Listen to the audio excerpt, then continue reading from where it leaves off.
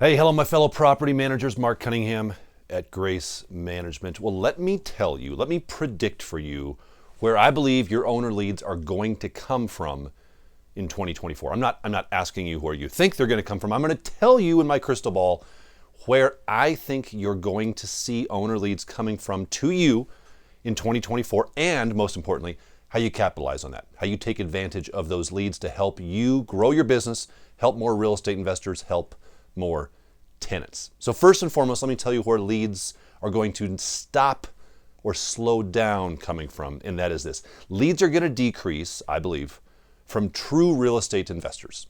For the last decade, interest rates have been low. Investing in real estate has been very attractive. It's been very sexy, and everybody wants to do it. But now interest rates have gone from 3 to 7.5. That's not attractive if you're a real estate investor. At the same time, the costs of owning investment real estate have gone up dramatically. Insurance costs are way up. HOA costs are up. Taxes are up. So what's that going to do? It's driving real estate investors to other opportunities.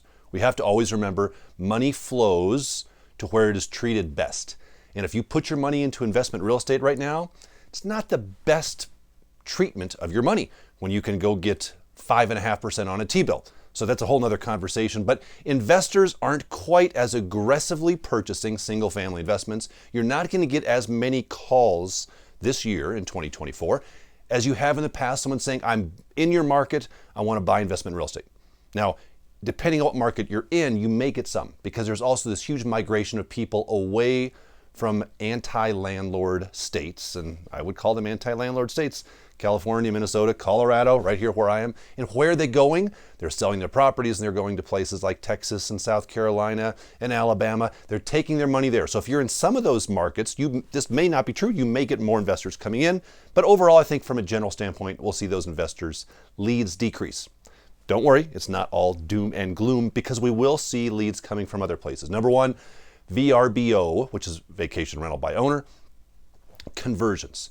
In our market and in many other markets, we are seeing calls that come in to you as a real estate investor or as a property manager, and they say this: hey, I bought a VRBO during COVID, right, when everybody was buying second homes, and I furnished it and the numbers were great and people were traveling and there was a lockdown, so I would rent it out furnished, but the numbers aren't there anymore.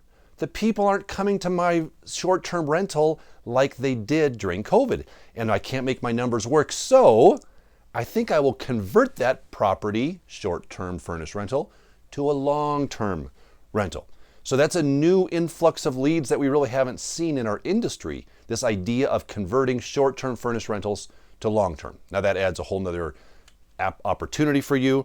Do you want to manage those? Do you want to convert them? But we're seeing a lot of these calls, and I know a lot of you are as well. People saying, I have a short-term furnished rental.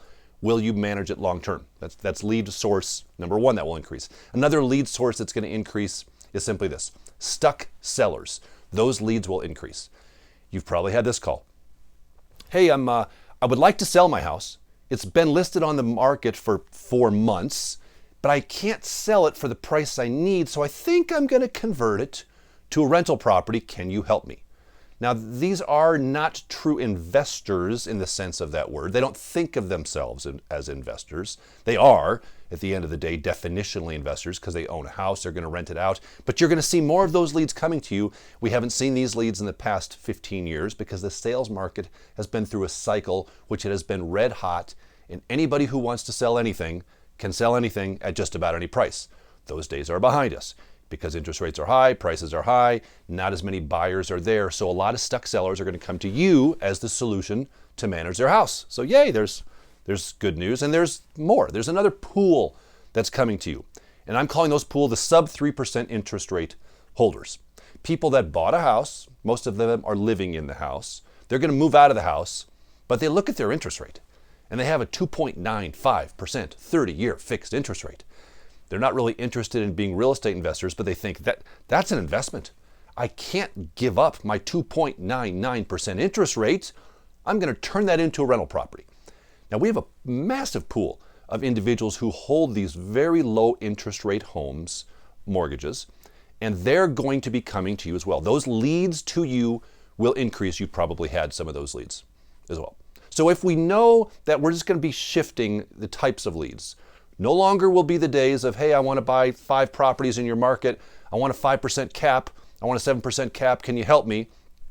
Those leads will diminish, but they will be more than offset by, I want to sell my house and I can't. I want to convert my home from a VRBO and I have a great interest rate. Can you help me manage it? So what do we do with that? If that's going to happen, and I really, really believe it's happening now, and it's only going to increase as we get into 2024. So what do we do? Let me tell you 2 things that I think you should do. Number 1, you need to shift your marketing away from being investor focused and more to being owner focused.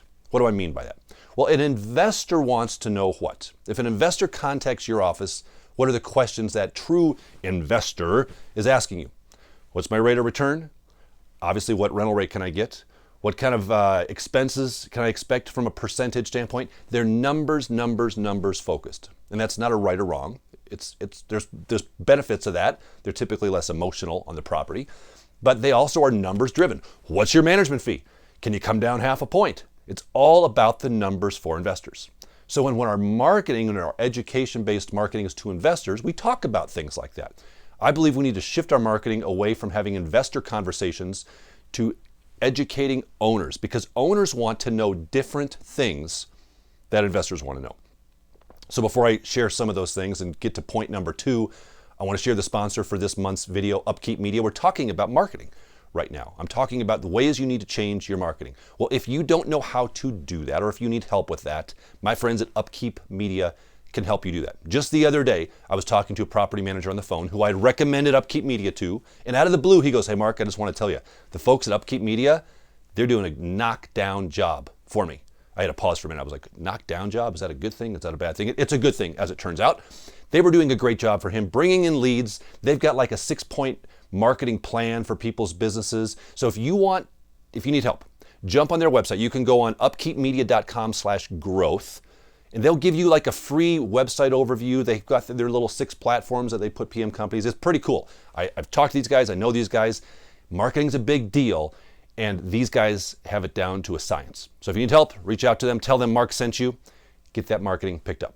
So what's the other thing we can do? We want to shift our marketing away from investors and more to owners. And at the same time, we want to shift our conversations to address the pain points of owner clients. As I said a moment ago, the pain points of investor clients, or the questions of investor clients, are numbers focused. It's all analysis of the property. That's all they want to know. They want to maximize their cap rate. They want cash flow. They want this. When an owner comes to you, they're coming to you from a very different mindset. Their first question is not, what's your management fee? You know what their first question is?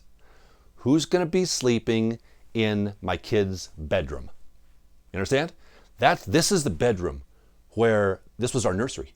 The chair was right over there in the corner. They have an emotional attachment to the property. So they want to know from you, how are you going to protect that property? How are you going to screen the applicant? Who's going to be living here? What's the likelihood of them taking care of the property? They want to make sure the property is well maintained, well cared for, and is protected because there's that emotional attachment.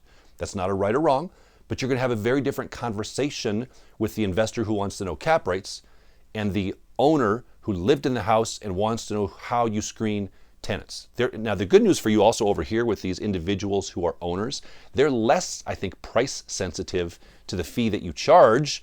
They just want to know you're going to take care of their property.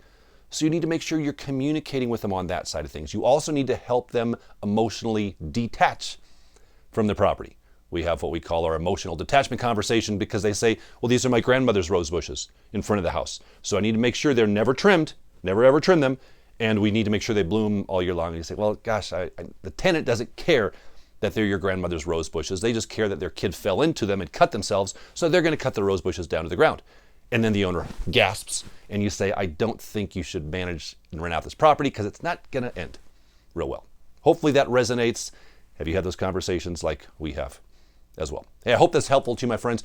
2 more things you can do if you want more education that we provide on PM. Did you know we have a new podcast out? I didn't realize this, but people who watch these videos are not in the podcast world, and people who listen to podcasts typically aren't in this world listening to this. It's a total different group. I didn't think that was going to be the case. I thought people who watch the videos would be like, oh yeah, I'm a podcast person too.